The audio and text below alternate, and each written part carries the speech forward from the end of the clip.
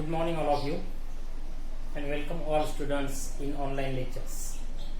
आपण इयत्ता 10वीचा इतिहास पाहतोय. इतिहासाचं तिसरं प्रकरण आपलं चालू होतं. याआधी सुद्धा आपण उपयोजित इतिहास या प्रकरणावर 2 लेक्चर पाहिलेली होती. बरोबर. आता आपण तिसरं लेक्चर यामध्ये पाहतो आहोत. ओके. पहिल्या लेक्चर मध्ये आपण इतिहास उपयोजित इतिहास म्हणजे नेमका काय असतो, अप्लाइड हिस्ट्री ज्याला म्हणतो किंवा जनांसाठी इतिहास, ही जी काही त्याची पार्श्वभूमी आहे किंवा ही त्याची ओळख आहे ती आपण करून घेतली. बरोबर. त्याच्यानंतर तो दुसरा चॅप्टर आहे, त्या दुसरं लेक्चर जे आहे त्या दुसऱ्या लेक्चर याच चॅप्टरच्या दुसऱ्या लेक्चर मध्ये आपण काय पाहिलं होतं की उपयोजित इतिहास आणि विविध ज्ञान शाखांमधील संशोधन. ज्या विविध शाखा येतात किंवा विविध विषयांमधील संशोधन, वेगवेगळ्या प्रकारचे जे विषय आहेत त्या विषयांमध्ये किंवा ज्ञानशाखांमध्ये जे संशोधन आहे ते संशोधन करण्यासाठी उपयोजित इतिहासाची किंवा इतिहासाची कशी गरज भासते हे आपण चर्चिलेलं होतं किंवा चर्चेत होतो. बरोबर. विविध विषयांमधील संशोधन असं त्याला आपण पॉइंट दिला. विविध विषयांमधील संशोधन. बघा, विविध विषयांमध्ये संशोधन, त्याच्यातून आपण काय पाहिलं होतं, पहिलं तत्वज्ञान पाहिलं होतं. हा पॉइंट पाहिला होता मित्रांनो. त्याच्यानंतर दुसरा आपण पाहिला होता विज्ञान. त्याच्यानंतर तिसरा आपण पाहिला होता तंत्रज्ञान. त्याच्यानंतर आपण चौथा पाहिलेला होता की उद्योग व व्यापार, उद्योगधंदे व व्यापार. त्यानंतर आपण व्यवस्थापन शास्त्र पाहिलं होतं. त्यानंतर आपण कला पाहिली, कला क्षेत्रामध्ये सुद्धा. बरोबर. हे आपण आता एक पेन पॉइंट आपल्याला पाहायचं आहे, मानव्य ज्ञान शाखा यामधलाच आहे. बरोबर. मानव्य ज्ञान शाखा. ह्याच्या मानव्य ज्ञान शाखा आहेत. मानव्य ज्ञान शाखांचा आणि इतिहासाचा कशा प्रकारचा संबंध येतो आहे. बरोबर. त्याची चर्चा आपल्याला प्रस्तुत पॉइंट मध्ये करून घ्यायची आहे. बरोबर. आता मानव्य ज्ञानशाखा काय असतं. बरोबर. मानव्य ज्ञानशाखा म्हणजे जिथे समाजाचा अभ्यास केला जातो किंबहुना मानवाशी संबंधित घटकांचा अभ्यास ज्या शाखांमध्ये केला जात असतो त्याला आपण मानव्य ज्ञानशाखा असं संबोधत असतो. काय संबोधतो आपण त्याला? मानव्य ज्ञानशाखा. मग मानवाचा अभ्यास करणारी कोणत्या शाखा येतात किंबहुना कोणते विषय आहेत. बरोबर. जे समाजाचा अभ्यास करणारे आहेत, जे समाजाचा अभ्यास करणारे आहेत तेच मानवाचा अभ्यास करणारे आहेत. त्याच्यामध्ये इतिहास असेल, समाजशास्त्र असेल, मानसशास्त्र असेल, अर्थशास्त्र असेल, राज्यशास्त्र असेल. बरोबर.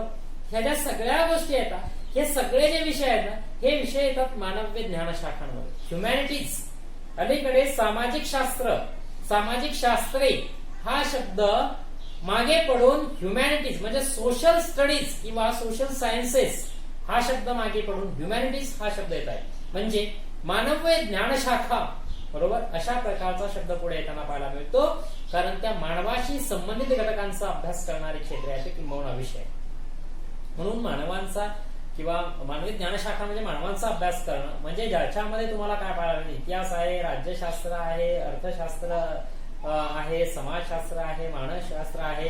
ही जी सगळी शास्त्र जी आहेत. बरोबर. हे सगळे विषय, या विषयात जर तुम्हाला पुढे संशोधन करायचं असेल तर त्याच विषयांचा इतिहास समजून घेणं, त्याच विषयाच्या इतिहासाचं उपयोजन करून घेणं हे खूप खूप महत्वाचं आहे.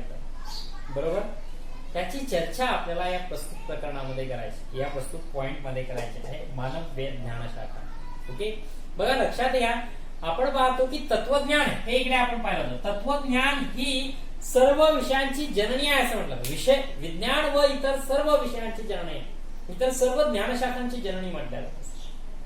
काय म्हणतोय मी की इतिहास, भूगोल, इतिहास असेल, समाज असेल, मानस असेल, राज्य असेल, यापैकी कोणत्या अशा प्रकारच्या कोणत्याही विषयाचा अभ्यास करायचा असेल तर त्याच विषयाचा इतिहास जाणून घेणं खूप गरजेचं आहे. ज्याला इतिहास, त्या विषयाच्या इतिहासाचं उपयोजन आपण म्हणतो. म्हणजे इतिहासाकडे जावं लागतं. तो त्या विषयाचा इतिहास असो, त्या इतिहासाचा इतिहास असो. ओके.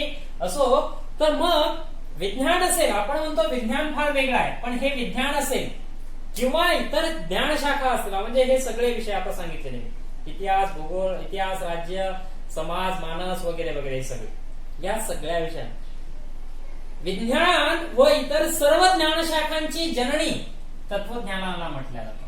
कारण सर्वांचा जे उगम आहे म्हणजे विज्ञानाचा असेल किंबहुना प्रत्येक गोष्टींचा असेल, या प्रत्येक विषयांचा असेल, जो उगम झालाय तो तत्वज्ञानातून झालाय असं म्हटलं जातं. म्हणून त्याला तत्वज्ञानाला सर्व ज्ञानशाखांची जननी म्हटली. मग उगम खरंच कसा झालाय, बरोबर नाही, कशा प्रकारचा उगम झाला हे पण तेवढं समजून घ्यावं लागेल. बरोबर. तर खूप सिंपल गोष्ट आहे, लक्षात घ्या. कोणताही ज्यावेळेस विचार मांडला जात असतो, कोणताही ज्यावेळेस विचार मांडला जात असतो, तो कशात येतो म्हटलं होतं मी, विज्ञानात येतो का, नाही येतो, तत्वज्ञानात येतो. बरोबर. पण त्या विचारातून जे संशोधन होतं त्याला आपण विज्ञान म्हणतो, जो शोध लागतो त्याला आपण विज्ञान असं म्हणतो. मग कोणताही विचार जर आधी मांडला जात असेल तर तो विचार कुठे जातो, तत्वज्ञानामध्ये जातो. तो विचार हा तत्वज्ञानामध्ये जातो.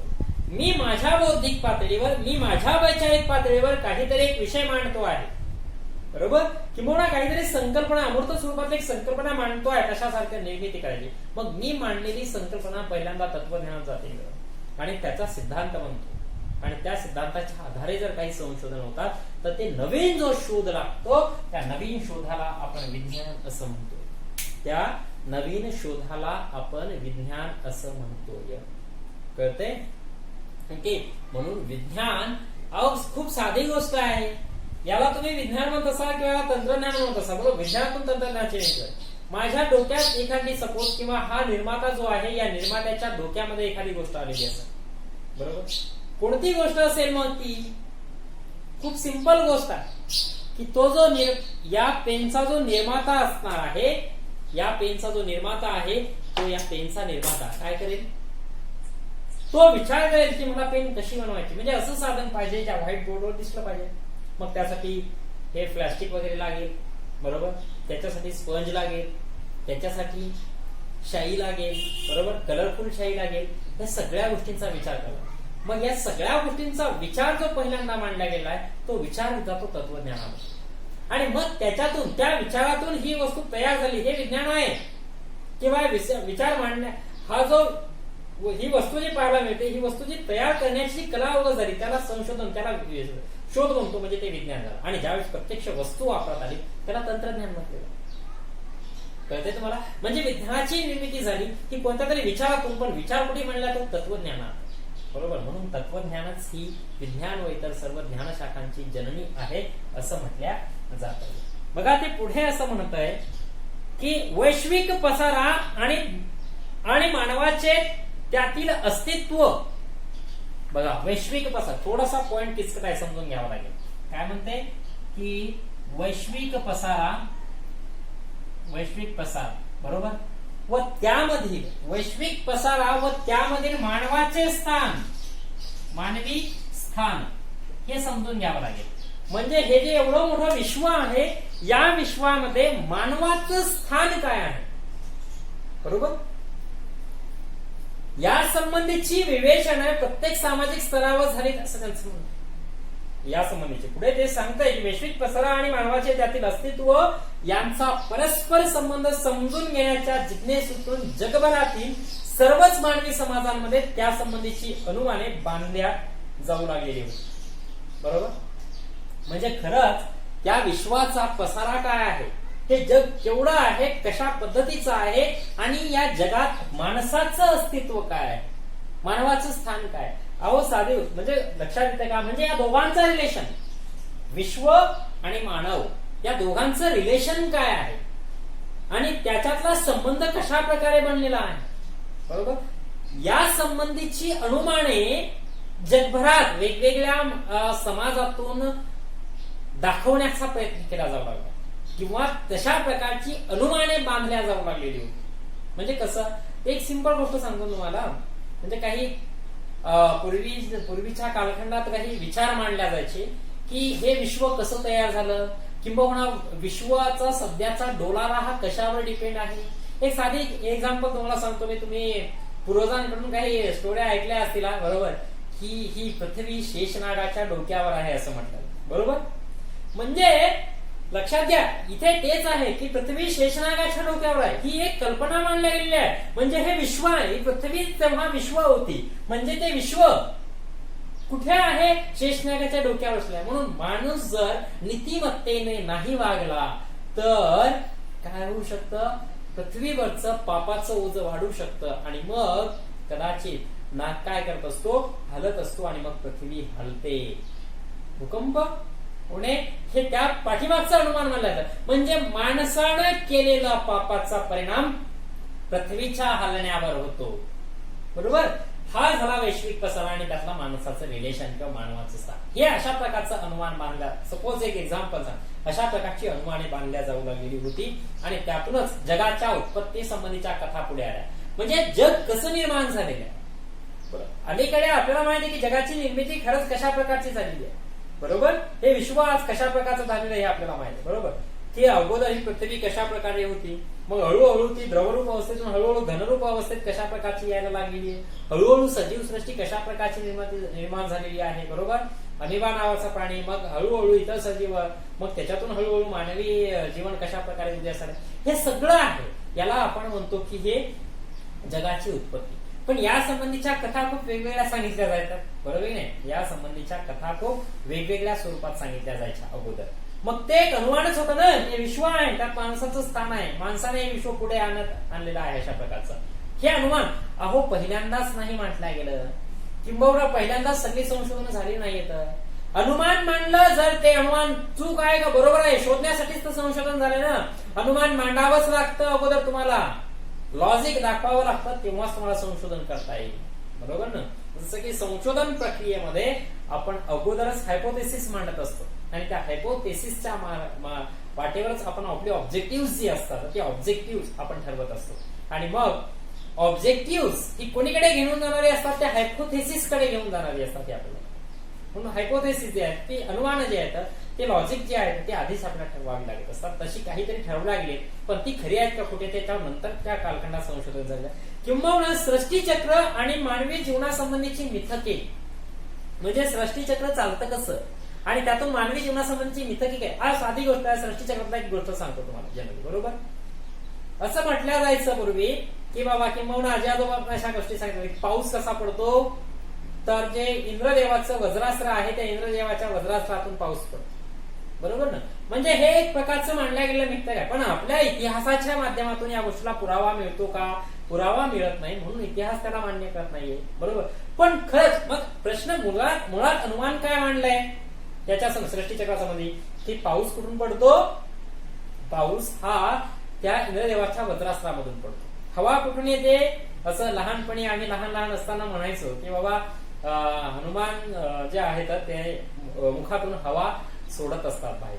बरोबर? असं, आणि त्यातून ही हवा सुटते, पण ती आहे का? खरंच नाही. बरोबर?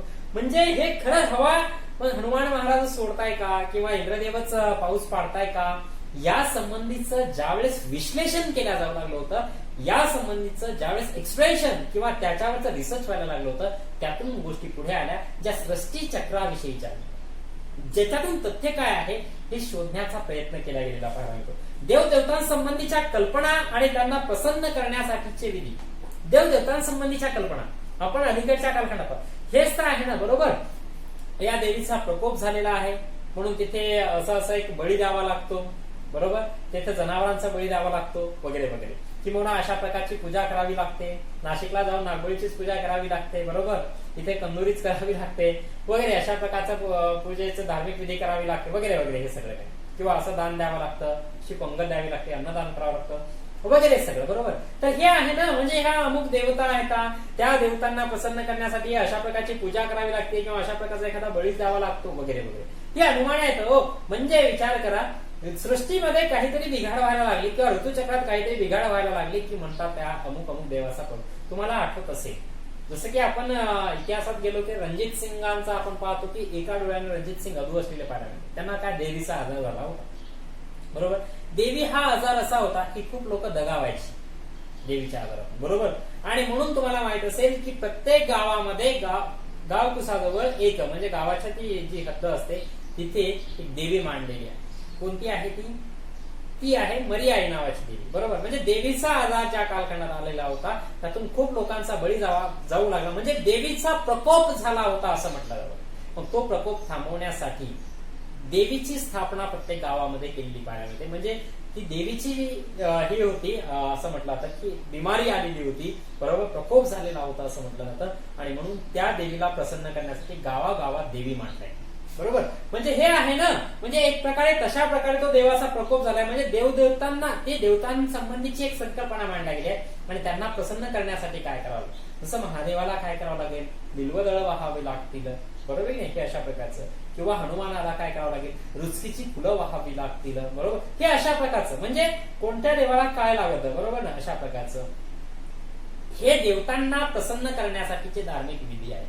ह्या कल्पना म्हणजे हे सृष्टी चक्र चालवण्यासाठी मांडला गेलेला अनुमान आहे असं आपण म्हणू शकतो, किंवा त्या संबंधीचे तात्विक विवेचन यांचा विकास झाला. म्हणजे मग चला ही धार्मिक विधी अशाच प्रकारे काय करायची, दिवाळीला दिवेस का लावायची, बरोबर नाही, दसऱ्याला रावणाचं दहनच काय करायचे, बरोबर ना, हे अशा प्रकारे, होळीला लाकडं का गवऱ्या का जाळायच्या आहेत वगैरे, ही तात्विक विवेचन आहे. म्हणजे या सणाला अशाच प्रकारे काय करायचं, कशा असाच धार्मिक विधी हा का करायचा आहे, हे या संबंधीचं तात्विक विवेचनही केल्या गेलेलं आपल्याला पाहायला मिळतो, आणि त्या तात्विकांचा विकास झालाय, आणि प्राचीन लोकांनी केलेल्या या गोष्टींविषयीच्या विचारात तत्वज्ञानाची बीजे रोवल्या गेलेली आपल्याला पाहायला मिळतात. बरोबर, म्हणजे बघा, लक्षात घ्या, म्हणून वर उल्लेख केलेल्या मानव्य विद्याशाखेतील विविध शाखांच्या विकासाला तत्वज्ञानातील सिद्धांताचा पाया आहे, आणि ते इतिहासाच्या आधारे वाटचाल करू शकतो आपण सगळ्यांचं.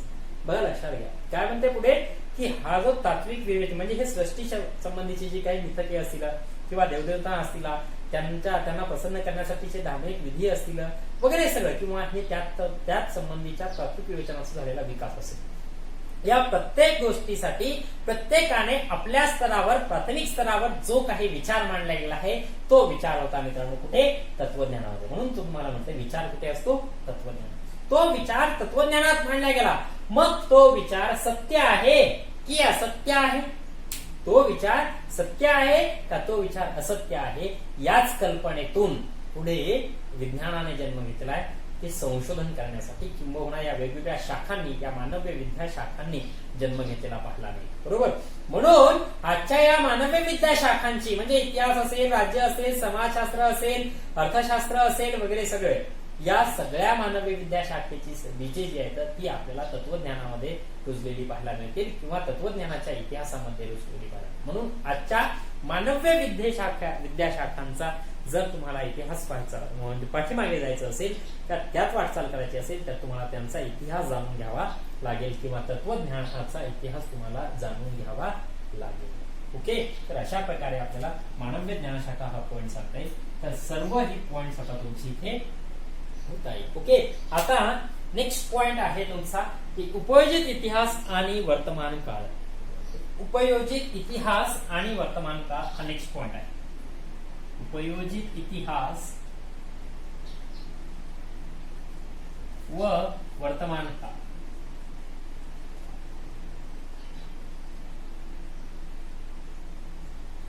बघा, आता उपयोजित इतिहास आणि वर्तमान काळ. बघा, दोन प्रश्न तुम्हाला इथे दिलेले आहेत की इतिहासाचा दैनंदिन व्यवहारामध्ये उपयोग काय. बघा, पहिला प्रश्न काय आहे, इतिहासाचा दैनंदिन व्यवहारामध्ये उपयोग, दैनंदिन व्यवहारात उपयोग काय. बरोबर, हा पहिला प्रश्न. आणि दुसरा प्रश्न खाली, हा प्रश्न नेहमी विचारला जातो, आणि उपयोजित इतिहास म्हणजे काय, असे दोन प्रश्न विचारले जातात. दुसरा प्रश्न काय, उपयोजित इतिहास म्हणजे काय.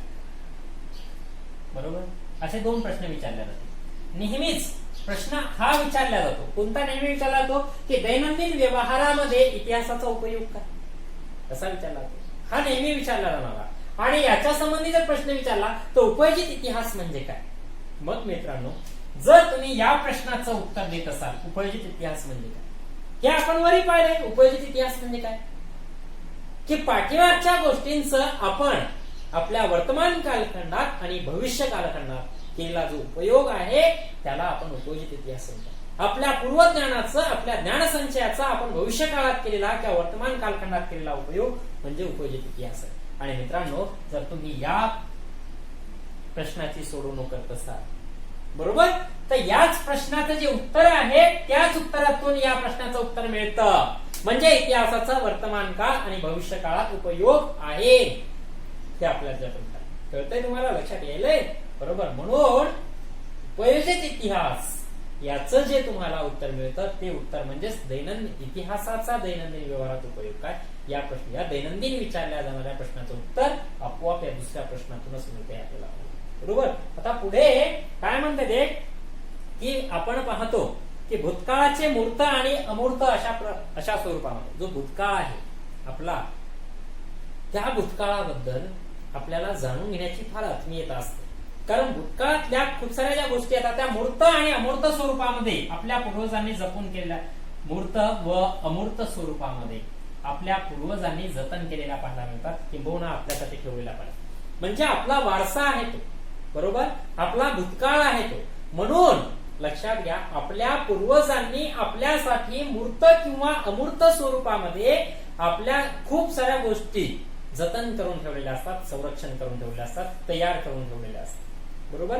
आणि आपल्याला साहजिकच आपल्या त्या गोष्टींविषयी, म्हणजे याला आपण म्हणतो आपला वारसा, याला काय म्हणतो आपला आपण वारसा म्हणतो. या वारशाबद्दल आपल्याला जाणीव असते, याच्याबद्दल कुतूहल असतं आणि याच्याबद्दल जिज्ञासा असते. साहजिकच आपल्या लहानपणचा जर आपण एखादा शूज पाहत असू, एखादा शर्ट पाहत असू, तर त्याच्याबद्दल आपल्याला फार आपुलकी वाटते. आपण उगाच त्या शूज मध्ये पाय घालून पाहण्याचा प्रयत्न करतो, उगाच ते शर्ट अंगात टाकून पाहण्याचा प्रयत्न करतो. लहानपणचं वाव किती क्यूट होतं उगाच आपण म्हणतो. बरोबर की नाही. म्हणजे आपलं लहानपणचं हो म्हणजे भूतकाळ आहे हो, त्याच्याबद्दल कुतूहल आहे ना. बरोबर. मग साहजिकच आपल्या पूर्वजांकडून काही मूर्त अमूर्त स्वरूपातल्या गोष्टी करून ठेवलेल्या असतील, त्या जाणून घेणे किंवा त्या संबंधी माहिती मिळवणे, त्याच्याबद्दल कुतूहल असणे, जिज्ञासा असणे साहजिकच. आणि म्हणून आपल्या भूतकाळाबद्दल आपल्या मनामध्ये एक जिज्ञासा निर्माण होते, एक कुतूहल निर्माण होत असतं ते जाणून घेण्यासाठी. आणि म्हणून जो आपल्या पूर्वजांनी आपल्यासाठी जो मूर्त अमूर्त स्वरूपामध्ये वारसा जतन करून ठेवलेला असतो, त्या वारशाचं आपण जतन आणि संवर्धन करणं खूप गरजेचं असतं. कारण तो आपल्या वर्तमान काळासाठीही काहीतरी देणारा असतो व भविष्य काळासाठी सुद्धा मार्गदर्शन करणारा असतो. आणि तो भविष्य काळ म्हणजेच आपल्या येणाऱ्या पिढीसाठी खूप महत्वाचा असतो. म्हणून त्या वारशाचं आपण जतन आणि संवर्धन करणं खूप गरजेचं आहे हे आपल्याला पाहायला मिळतं. थोडक्यात सांगायचं म्हणजे इतिहासाच्या आधारे वर्तमान काळाचे यथायोग्य आकलन, इतिहासाचे वर्तमान काळाचे यथायोग्य आकलन आणि भविष्य काळासाठी दिशादर्शन. बरोबर. वर्तमान काळाचं यथायोग्य आकलन करायचं. वर्तमान काळ जो आहे या वर्तमान काळाचं यथायोग्य आकलन करून घ्यायचं. आणि जो भविष्य काळ आहे या भविष्य काळाला मार्गदर्शन करून घ्यायचं. बरोबर. म्हणजे आपण साहजिकच जो आपला वारसा आहे आपल्या पूर्वजांनी आपल्यासाठी ठेवलेला, तो आपण जतन संरक्षण केला पाहिजे. साहजिकच आहे. आपल्याला आपल्या एखाद्या पूर्वीच्या गावाबद्दल किंवा आपल्या पूर्वजांबद्दल, त्यांच्या पराक्रमांबद्दल, त्यांनी करून ठेवलेल्या गोष्टींबद्दल फार जिज्ञासा असते, फार कुतूहल असतं. बरोबर. फार त्याच्याबद्दल आवड होत असते. म्हणून तो आपण जतन संवर्धन करणं पण गरजेचं आहे. आणि तो आपल्या येणाऱ्या पिढीसाठी आपण जतन संवर्धन करणं त्याचं खूप गरजेचं आहे. कारण तो जो वर्तमान काळ असतो त्या वर्तमान काळाचं यथायोग्य आकलन करून देणारा असतो. तर जो भविष्य काळ असतो त्या भविष्य काळाला मार्गदर्शन करणारा तो वारसा असतो. बरोबर. म्हणून त्या वारसाचं, म्हणून थोडक्यात सांगायचं म्हणजे की वर्तमान काळात, वर्तमान इतिहासाच्या आधारे वर्तमान काळाचे आपण यथायोग्य आकलन करू शकतो आणि भविष्य काळासाठी त्याला मार्गदर्शक बनवू शकतो. ओके. तर अशा प्रकारे आपल्याला तो इतिहास जो आहे त्या इतिहासाचं आणि वर्तमान काळाची भविष्य काळाची सांगड घालता येईल. ओके. यालाच आपण उपयोजित इतिहास असं आपण म्हणतो. आणि साहजिकच हा जो मूर्त अमूर्त स्वरूपाचा जो वारसा आहे तो वारसा जतन संवर्धन करण्यासाठी काही प्रकल्प राबवावे लागत असतात. तर तेच प्रकल्प उपयोजित इतिहासाच्या माध्यमातून राबवल्या जात असतात. आता हा सांस्कृतिक, आता जो वारसा आहे हा मूर्त आणि अमूर्त स्वरूपातला आहे, पण तो दोन प्रकारचा आहे पुन्हा वारसा. बरोबर. हा वारसा जो आहे तो सांस्कृतिक आणि नैसर्गिक वारसा असतो. कोणता असतो? सांस्कृतिक व नैसर्गिक वारसा असतो. सांस्कृतिक व नैसर्गिक वारसा असतो. लक्षात घ्या. आता या सांस्कृतिक व नैसर्गिक वारशाचं जतन संवर्धन करणं खूप गरजेचं. सांस्कृतिक आणि नैसर्गिक, कारण आपल्या पूर्वजांनी आपल्यासाठी सांस्कृतिक वारसा तयार करून ठेवलाय आणि निसर्गाने निसर्गतः हाच तो वारसा ठेवलाय, त्याला आपण नैसर्गिक वारसा असं म्हणतो. बरोबर. त्या दोन्ही वारशाचं व्यवस्थापन करणं, त्याचं जतन संवर्धन करणं हे उपयोजित इतिहासाच्या माध्यमातून शक्य असतं आणि ते आपल्याला करावं लागत असतं. मग सांस्कृतिक वारसा कोणता? आता दोन्ही वारसे जे आहेत आपल्याला मूर्त अमूर्त स्वरूपात पाहायचे आहेत. त्या सांस्कृतिक वारसा आपण मूर्त आणि अमूर्त स्वरूपात पाहूयात पहिल्यांदा. बरोबर. आता जो मूर्त आहे, सांस्कृतिक वारसा जो मूर्त स्वरूपात आहे, त्यामध्ये काय असणार आहे? बघा, सिंपल दिले आहे तुम्हाला की प्राचीन स्थळे, वास्तू, वस्तू, हस्तशिल्पे, हस्तलिखिते, शिल्पे. म्हणजे सोप्या भाषेत तुम्हाला डोळ्याने दिसणाऱ्या प्रत्येक वस्तू काय आहे? ही वस्तू आहेत, वास्तू आहेत, हस्तलिखिते आहेत, शिल्पे आहेत. बरोबर. ही अशा प्रकारच्या सगळ्या ज्या गोष्टी आहेत म्हणजे ज्या डोळ्यांना दिसणाऱ्या आहेत त्या सगळ्यांचा समावेश कशात होतोय? मूर्त मध्ये होतो. आता अमूर्त, सांस्कृतिकचाच कोणता? आता अमूर्त भाग. तर अमूर्त मध्ये काही गोष्टी आहेत त्या तुम्हाला सांगतो मी. बघा, तुम्हाला इकडे दिलेल्या आहे. पहिलं काय म्हणते की मौखिक परंपरा आणि त्यासाठी उपयोगात आणली जाणारी भाषा की आपल्याला पाहायला मिळते. आता मौखिक परंपरा आहेत काही स्वरूपात. एखादी परंपरा साधी घेणं ती काय केलं असतं की एखाद्या व्यक्तीकडून त्याच्या मुलाला, त्याच्या मुलाकडून त्याच्या मुलाला, त्याच्या मुलाकडून त्याच्या मुला, असा परंपरागत मौखिक स्वरूपामध्ये ते ज्ञान येणाऱ्या पिढीला दिल्या जात असतं आणि त्यासाठी एक विशिष्ट भाषा वापरली जात असते. एक विशिष्ट भाषा वापरल्या जात असते. बरोबर. मग आता ती भाषा असेल किंबहुना ते परंपरागत ज्ञान पुढच्या पिढीला जे मिळाले ते ज्ञान तुम्हाला दाखवा म्हणलं तर जमेल का? दाखवता येईल का? ते नाही. बरोबर. म्हणजे जे दिसत नाही डोळ्याने त्याला आपण अमूर्त असं म्हणतो सोप्या भाषेमध्ये. बरोबर. दुसरा मुद्दा आहे की पारंपरिक ज्ञान, म्हणजे त्याच्याशीच रिलेटेड मुद्दा आहे. पारंपरिक ज्ञान सोपी गोष्ट आहे. आपल्याला परंपरागत मिळाले ज्ञान असतं, असं वागावं, तसं वागलं पाहिजे, बरोबर नाही, वगैरे वगैरे. की अमुक धर्मातील लोकांनी अशा प्रकारचं वागावं किंबहुना असं राहणीमान असलं पाहिजे, वगैरे वगैरे. या सगळ्या प्रकारच्या गोष्टी, असं बोललं पाहिजे, तसं बोललं पाहिजे, वगैरे. ह्या सगळ्या प्रकारच्या गोष्टी त्या पारंपरिक ज्ञानात येतात. तिसरा आहे सण समारंभ साजरे करण्याच्या सामाजिक पद्धती आणि धार्मिक विधी. आपल्याकडे सण समारंभ असतात किंवा काही धार्मिक विधी असतात, तर ते साजरे कसे करायचे आहेत, ते समारंभ असतील किंवा सामाजिक विधी, सामाजिक कार्य असतील, त्याच्या काही पद्धती असतात. तर त्या पद्धती पण अमूर्त स्वरूपात असतात, मौखिक स्वरूपामध्ये असतात. बरोबर. साधी गोष्ट आहे. आता एक एक्झाम्पल सांगू. समज दिवाळी आली, सण आहे दिवाळी, दिवाळीला दिवे लावायची. हे अमूर्त स्वरूपात पुढे चालत आलं ना. बरोबर नाही? अमूर्त स्वरूप म्हणजे आपल्या येणाऱ्या आपल्या पिढीला आपण सांगत राहिलो, ते पुढे कंटिन्यू चालत राहिलेलं आहे. बरोबर. अशा प्रकारे किंवा एखादी सामाजिक प्रथा आहे ती कशा पद्धतीने साजरी करायची ते आपल्याला पाहिजे. मुंज असते, मग ती मुंज अशा प्रकारेच करावी किंवा नामकरण आहे ते नामकरण अशा पद्धतीनेच करावं. बरोबर नाही? हे सगळं अमूर्त स्वरूपातलं ज्ञान पुढच्या पिढीला देत आलं. हे पुढे आहे की कला सादरी करण्याच्या पद्धती, काही कला सादर करण्याच्या पण पद्धती आहेत अमूर्त स्वरूपात. गायन आहे एखादं. बरोबर. समजा लता मंगेशकर गाते, हे गायन आहे, तिची कला आहे. ती कला सादरी करण्याची तिची पद्धती आहे. ती मूर्त आहे का? असं थोडंच म्हणता येईल की हे गळ्यात काहीतरी बसवलेलं आहे लता मंगेशकरांनी, आम्हाला काढून द्या, त्यांना असं म्हणता येईल का? मला नाही. बरोबर. म्हणजे त्यांच्याकडे तो एक गुण आहे. बरोबर. तो अमूर्त स्वरूपातला असला पाहिजे, त्यांचा अंगिक गुण आहे. बरोबर. म्हणून अशा प्रकारे त्याला, किंवा एखादा डान्स आहे असं थोडंच म्हणा, तुम्हाला तो अमूर्त स्वरूपातच शिकून घ्यावा लागेल. पण असं थोडंच डान्स एखादी वस्तू आहे ही ती दिली पुढच्याला डान्स लगेच तसाच येईल, असं आहे का? असाच लाभ. बरोबर. त्याला अमूर्त म्हणतो. विशिष्ट पारंपरिक कौशल्य आहेत, काही स्किल्स आहेत, कौशल्य. साधं सपोज दुरडी आहे, पोळ्यांची दुरडी असते घरामध्ये. बरोबर. पोळ्या टाकण्याची. आता ती विणलेली असते एक प्रकारची. बरोबर. किंवा झाडू विणलेला असतो. बरोबर. तर हे विणण्याचं एक कौशल्य आहे ना, हे परंपरागत असतं. एक जो गुरुड असतो, बरोबर, त्या गुरुडाकडून ते दुरडी विणल्या जाते, तो त्याच्या मुलाला शिकवतो, त्याचा मुलगा त्याच्या मुलाला शिकवतो. म्हणजे ही पारंपरिक कौशल्य येणाऱ्या पिढीला ते दिल्या जात असतं. का असं आहे की एक दुरडी घे बाबा विनवलेली म्हणजे बाकीच्या सगळ्या दुरड्या तुला विणता येते? नाहीये. मूर्त नाहीये, मूर्त स्वरूपात आहे. ओके. पुढे आणि अशा परंपरा असतील किंवा पद्धती असतील किंवा कौशल्य असतील इत्यादींचे प्रतिनिधित्व करणारे समूह किंवा गट, म्हणजे सोप्या भाषेत असं पारंपरिक ज्ञान, असं पारंपरिक कौशल्य किंबहुना अशा प्रकारच्या काही कला यांचं संवर्धन करणाऱ्या, यांची जपणूक करणाऱ्या आणि येणाऱ्या पिढीकडे देणारे काही समूह पण आपल्याला पाहायला मिळतील. ते समूह पण आपल्याला अमूर्त मध्येच टाकायचे आहे. आहेत. ओके, याच्यानंतर आपल्याला पाहायला मिळतो नैसर्गिक वारसा. पुढचा आता हा नैसर्गिक वारसा. आता याच्यामध्ये काय आहे हो, याच्यामध्ये नैसर्गिक वारशामध्ये एक प्राणी, दुसरं वनस्पती. प्राणी, दोन वनस्पती, आणि आता तिसरा आहे प्राणी व वनस्पती यांचा अधिवास असणारा प्रदेश, म्हणजेच त्याला आपण परिसंस्था असं म्हणतो.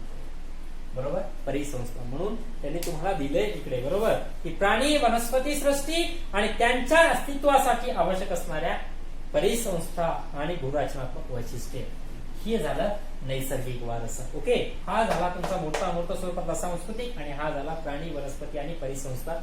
हा कोणत्या स्वरूपातला झालाय, तो झाला नैसर्गिक स्वरूपात. तर पुढील पिढ्यांच्या हितासाठी, पुढे त्यांनी सांगितलं की पुढील पिढ्यांच्या हितासाठी हा खूप महत्वाचा आहे. काय, वारसा खूप महत्वाचा आहे. मग तो सांस्कृतिक असो का तो नैसर्गिक असो, तो येणाऱ्या पिढ्यांसाठी खूप महत्वाचा असतो, हितावह असतो. कारण आपण त्याला इतिहासाचं उपयोजन असं आपण म्हणतो. आताच मी तुम्हाला बोललोय की आपल्या पूर्वजांनी आपल्यासाठी मूर्त आणि अमूर्त स्वरूपात काही वारसा ठेवलेला आहे. त्या वारशाचं आपण जतन आणि संवर्धन करणं खूप गरजेचं आहे. जर त्या वारशाचं जतन आणि संवर्धन आपण करत असू तर साहजिकच तो येणाऱ्या पिढीला फायदेशीर ठरणार आहे. येणारी पिढी त्याच्यातून काहीतरी शिकू शकणार.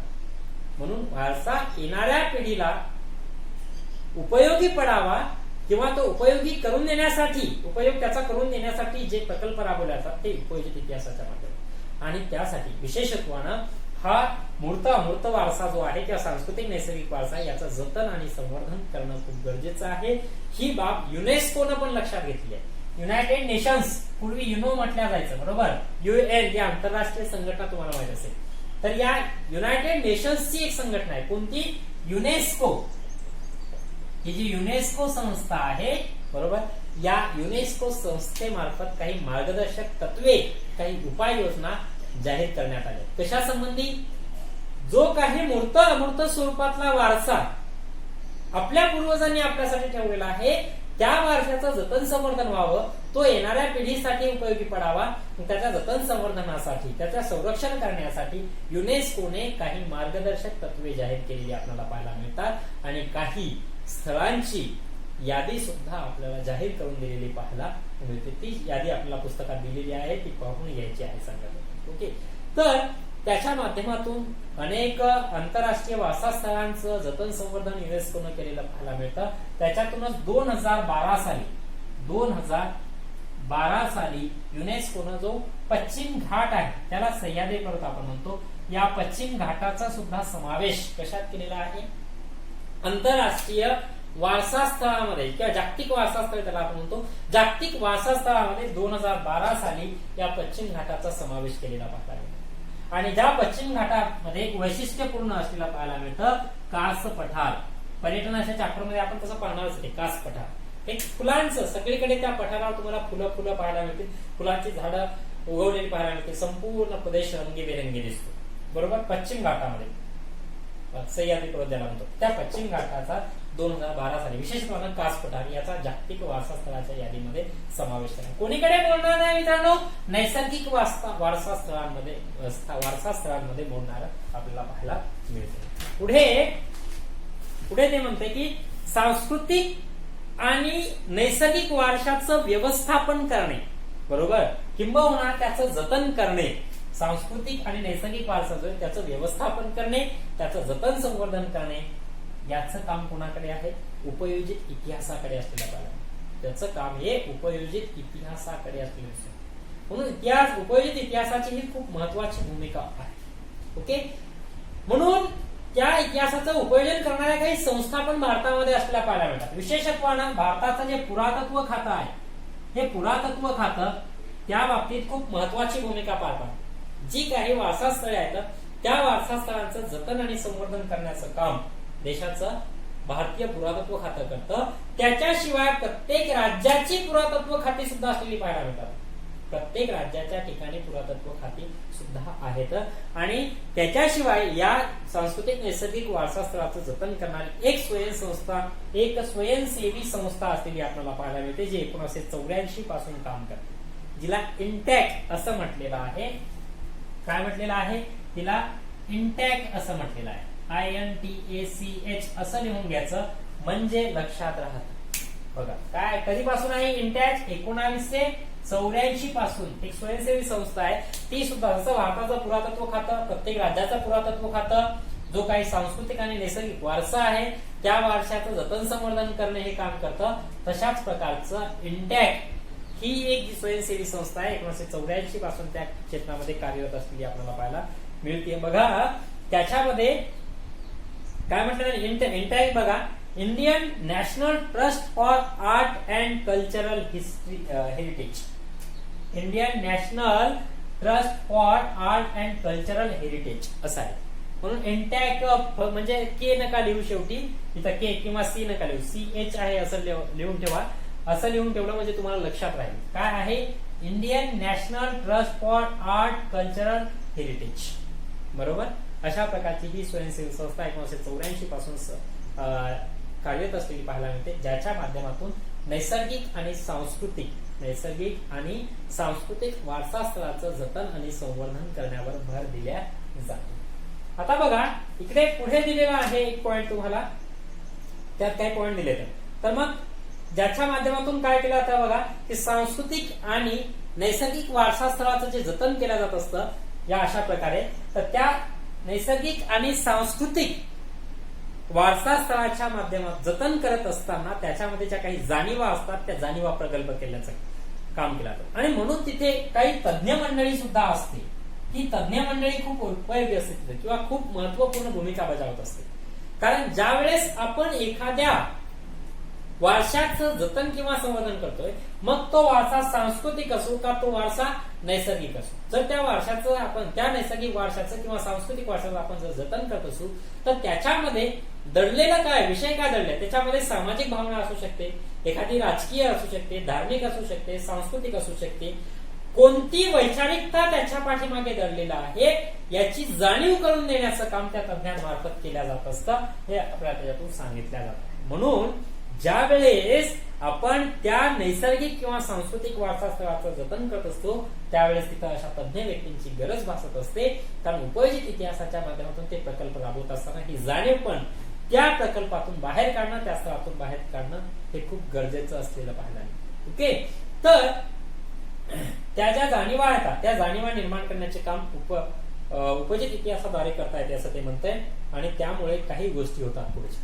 बरोबर, तर त्या कोणत्या कोणत्या गोष्टी होत आहेत तर त्या आपण पुढच्या लेक्चरमध्ये पाहूया. ओके, त्याच्यात थांबूया. काही मुद्दे तुम्हाला दिलेले आहेत, तोपर्यंत हे चांगल्या प्रकारचं तुम्ही वाचून घ्यायचं. धन्यवाद.